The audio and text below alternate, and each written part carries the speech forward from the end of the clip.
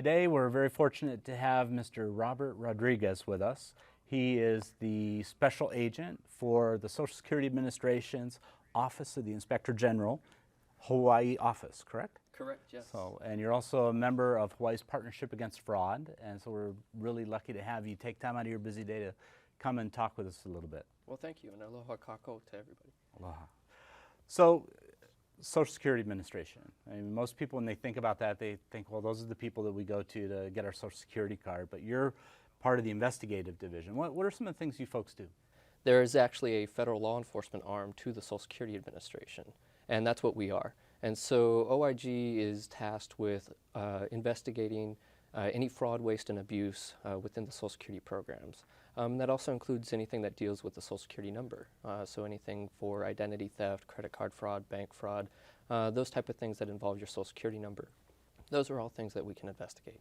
So Social Security numbers, credit cards, anything that people may have accidentally given out, or data breach, for example. Anything that ties to that financial key, which is your Social Security number. And that's why it's so important to protect it and to prevent fraud within not only our Social Security programs, again, but also within the community. So under all of the programs at Social Security Administration that you oversee, I mean, one of the big ones obviously is someone has their Social Security check when they retire. You know, they're thinking about, you know, oh my gosh, I'm waiting for that, I'm going to get this money. What are some of the areas that you've seen where people have fallen victim to fraud as a result of losing their Social Security number? The misdirection of your Social Security benefits. So let's say that you're already getting Social Security benefits and somehow your check is missed this month. You know, it's come consistently. The government is pretty good about that. You know, we have our issues every now and then, but it should come when we've already established the payment to come. But this month you missed it. And so you call Social Security and all of a sudden you've been informed that there was a change to your direct deposit account. And it seems like somebody has reported that you now have a bank account with a Green Dot Money card, where you've had a bank account with a local bank here for years and you would have never changed that. Those are the types of things that might happen with misuse of your information, that somebody else has your Social Security number and the way that it would affect your Social Security benefits. So one of the things that people should worry about is if that payment that you were expecting doesn't come in, they should probably get in touch with you right away. Is there like a time period that they have for reporting if there's a missed payment or something that they need to let you know? Let us know as soon as you realize it. A lot of people are very well aware of the dates that their Social Security payment comes. So if your payment doesn't arrive when it's supposed to arrive, give us a call. Or you can come to one of our local field offices as well if you feel more comfortable coming in person. But let us know about that. Not only can we get you a replacement check, but we can also start the investigative process to find out what happened and why that was changed. Another type of event that we see, especially with the misuse of a Social Security number, is the establishment of a MySSA account.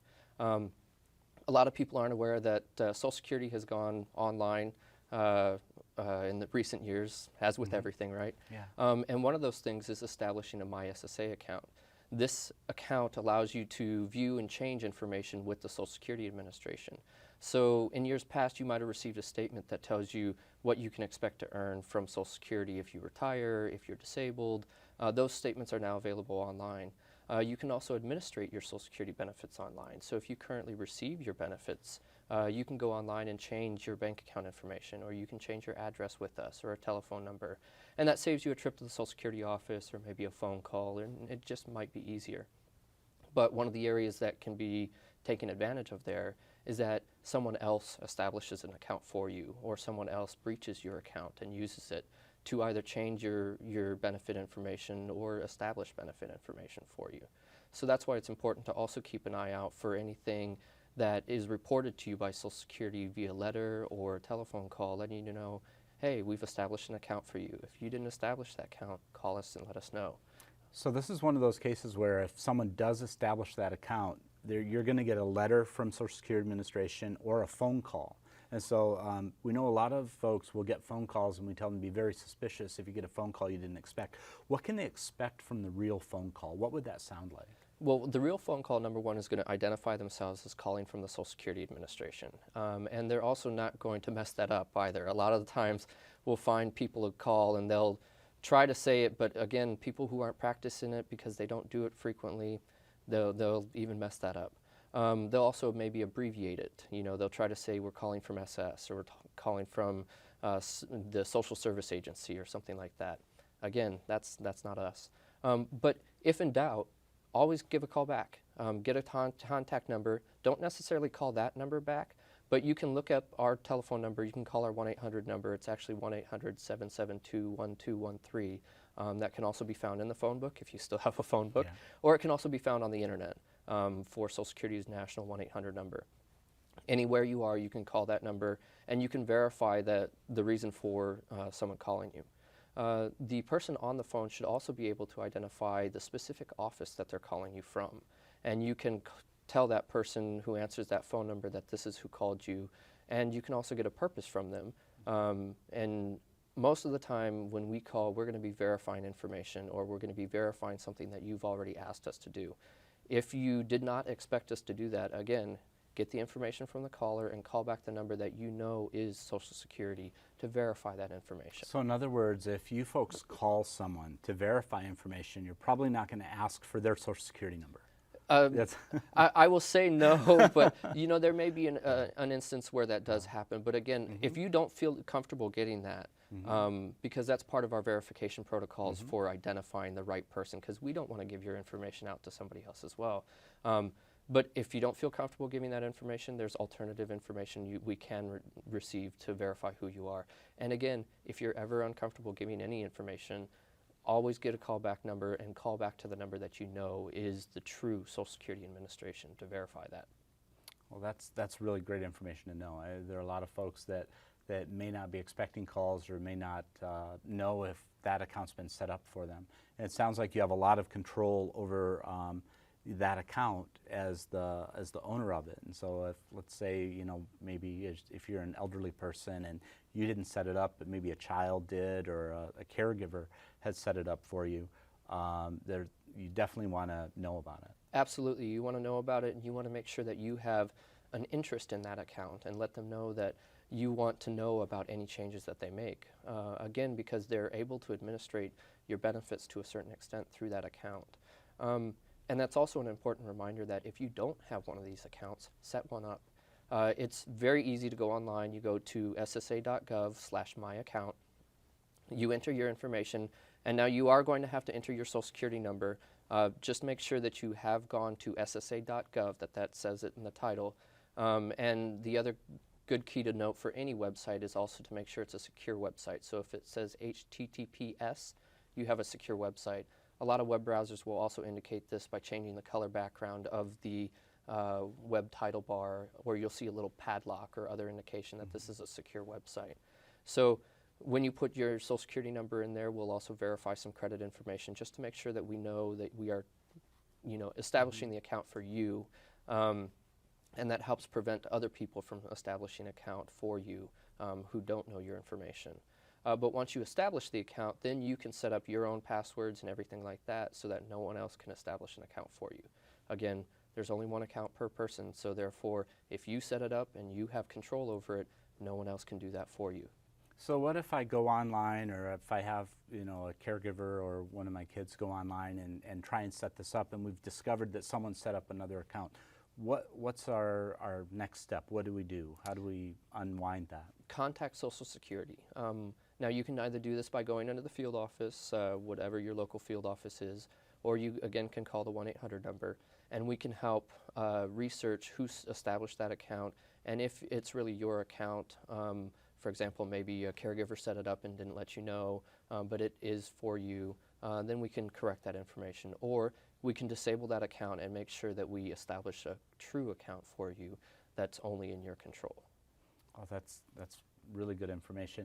When you're talking about the field offices, we have across the state, we have just the field office in Honolulu, or there are field offices on the neighbor islands as well? There are field offices on the neighbor islands as well. So from here on Oahu, we have a field office in Honolulu. We also have one in Kapolei.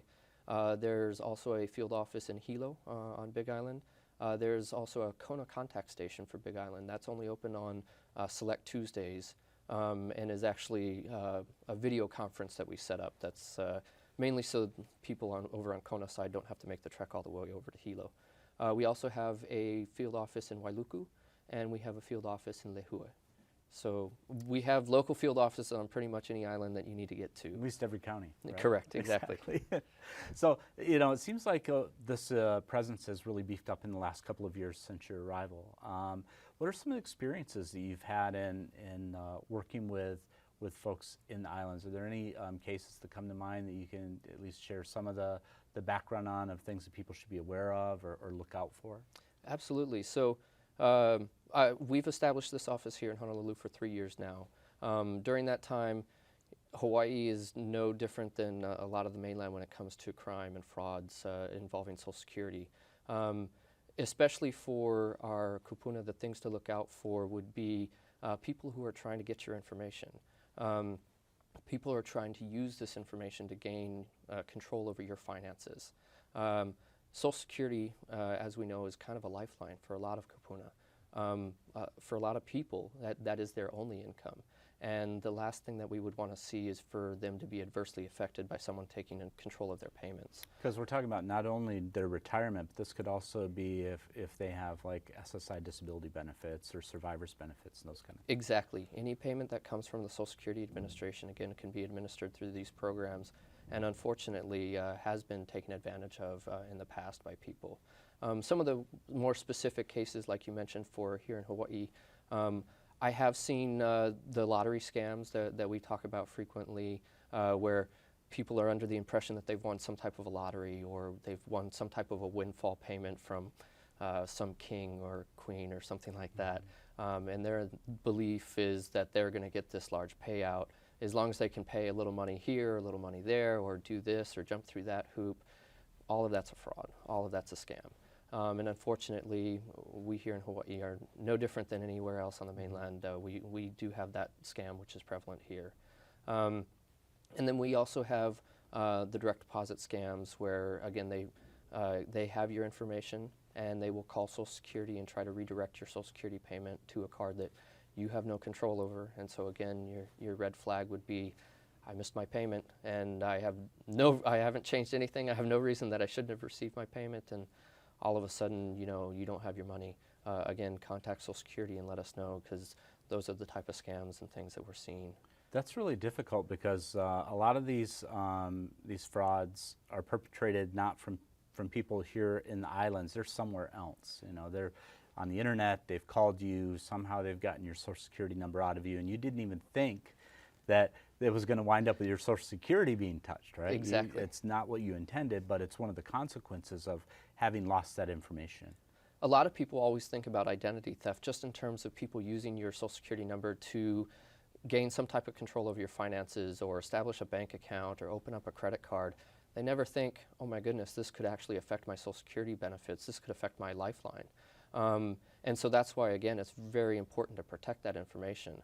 And then from there, just knowing that Social Security will also assist in helping you protect this information through the establishment of fraud controls for internet and online, and that we're also working very diligently to prevent this on an agency level.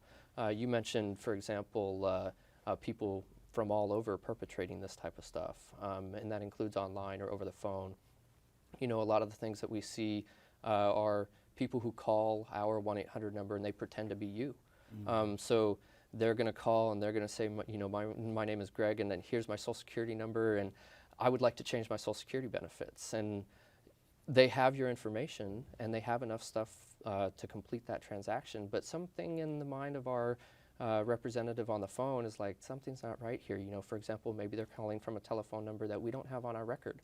You've given us your true telephone number and we're seeing that this person's calling from a different one. Or maybe it's someone who sounds female who's actually calling on a male's record.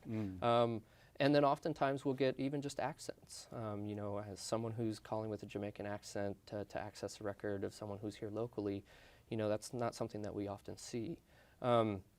And those can be red flags for anybody who's trying to prevent this fraud as well. If you get a phone call from someone and you might answer the phone aloha or hafade or talofa, and they don't know what that means, well, then that's a red flag that maybe this person really isn't calling from here, because a lot of us already know those type of local vernaculars.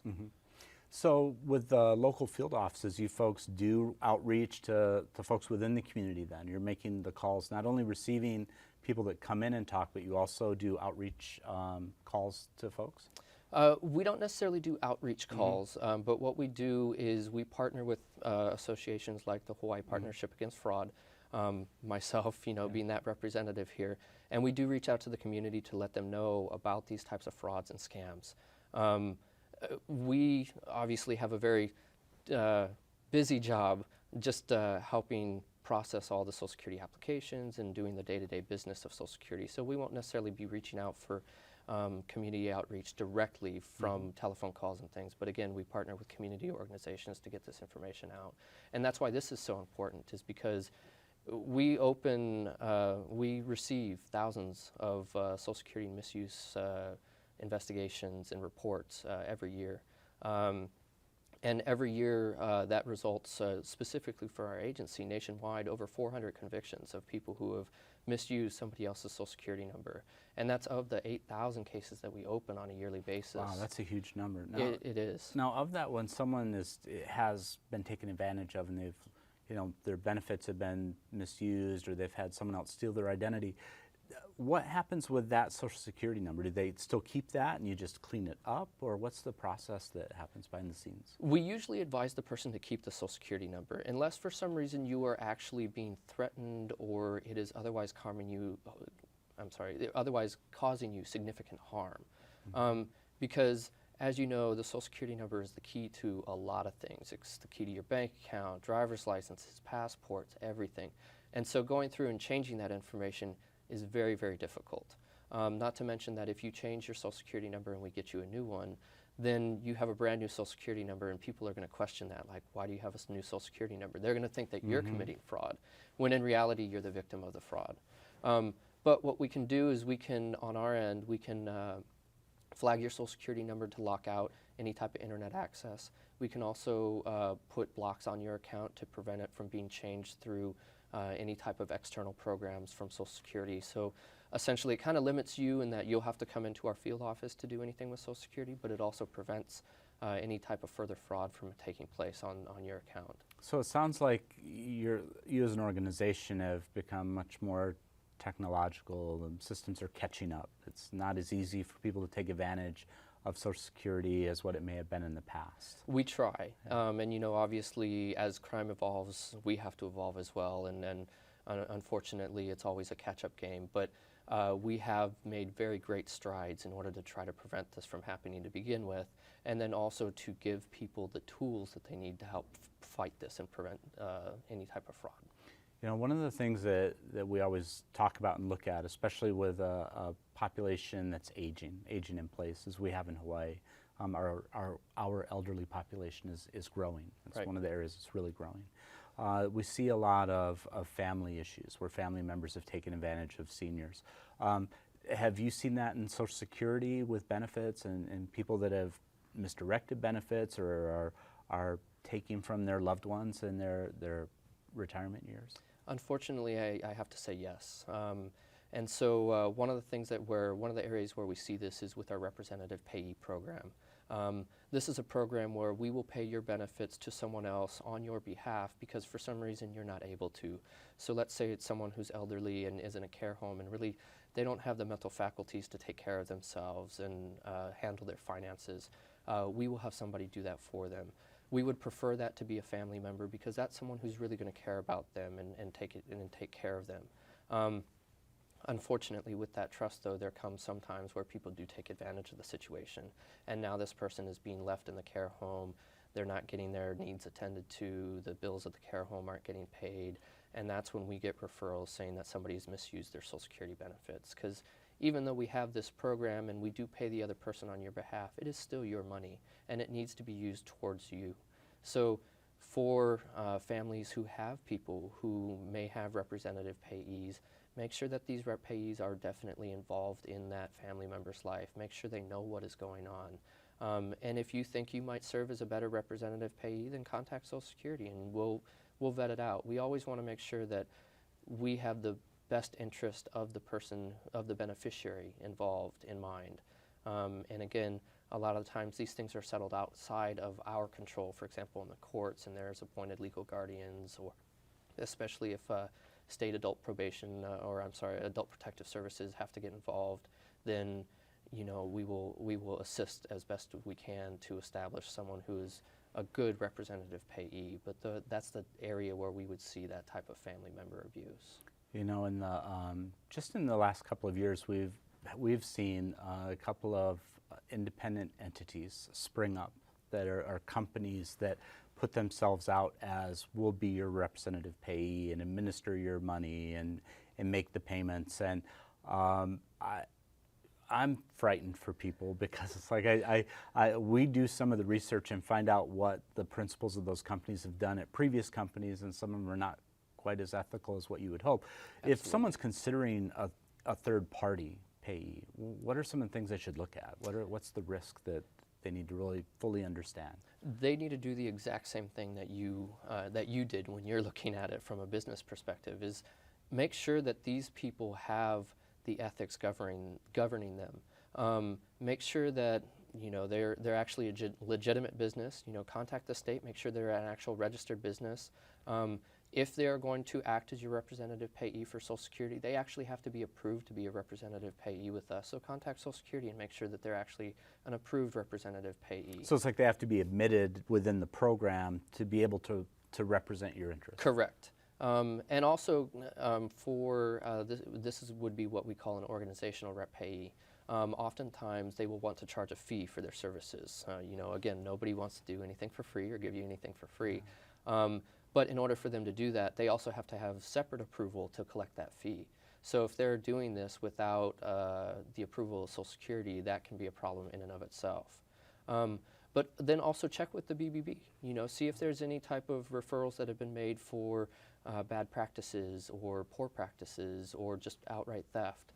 And again, it all boils down to making sure that you've done your homework to ensure that this is exactly where you want your money to go and someone you want handling your finances, because unfortunately financial crimes is one thing where it's very difficult to get everything back. Yeah, it's really hard, and especially in Hawaii, if we've trusted someone, we have a lot of shame. That's a very, it's a cultural component of here. We're a small community, and we're may be ashamed of either something we've done or something a family member has done. What kind of advice would you give to someone if they think something happened to them but they're ashamed of it? We as a human race never want to feel weak. We never want to feel like we were taken advantage of. But the reality is, it happens sometimes. And so just know that nobody is going to judge you for reporting this type of stuff to us. We want to help you out. That's what Social Security is there for. There are people whose sole jobs are to investigate this type of thing. Thus, I am here. That is my job. That's what I do.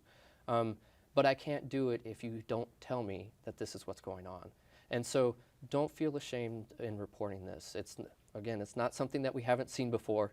It's something I do on a daily basis.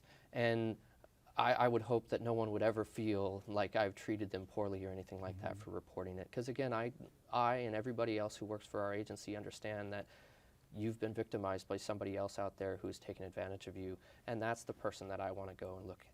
But what if I don't want my family member to be, thrown in jail, or I'm worried about that? It's something that, they'll get better, they promised to pay me back. I've already given them $30,000 or $40,000, and now they're taking my Social Security. What should I think? What's the? It's a very difficult situation, and I totally understand, and I can sympathize with that greatly. They are family. You don't want to hurt them, but also keep in mind that they have hurt you. They've kind of violated that family bond already. And then it's also good to know that it's not necessarily that these people are going to automatically go to jail or that they're automatically going to suffer any type of consequences. I mean, that's what we want. We want to get you whole, and that may involve consequences to them. But at the same time, we want to stop you from hurting. We want to make sure that you get better, because no one is going to look out for you any better than you will. And so you need to make sure that you look at yourself first and understand that you need to help yourself first. And If nothing else, that means that we can change things over to make things better for you, and then we can work on the other aspect of it in terms of any type of criminal liability for your family members or anything like that. But we can at least stop the hurt for you and get you on the right track without, having to consider the other consequences. It's really about stopping the bleeding, doing the triage, helping you to get access back to your finances, getting control of the money that's coming in, because you need that to pay for your health care and your food and your housing. Exactly.